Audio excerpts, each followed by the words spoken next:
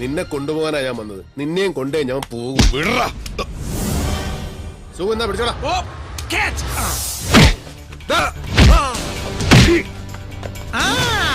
ഞാൻ പരിക്ക് മൂലം വിശ്രമത്തില്ല. ഞാൻ ഈ കളി കണ്ടു നിന്നോളാം. നീ ഗാലറിയിൽ നിന്ന് കളിയുണ്ടോ? പക്ഷെ കമന്റ് അടിക്കരുത്. അവിടെ അടി, ഇവിടെ അടി, മറ്റടുത്ത് കുത്തം.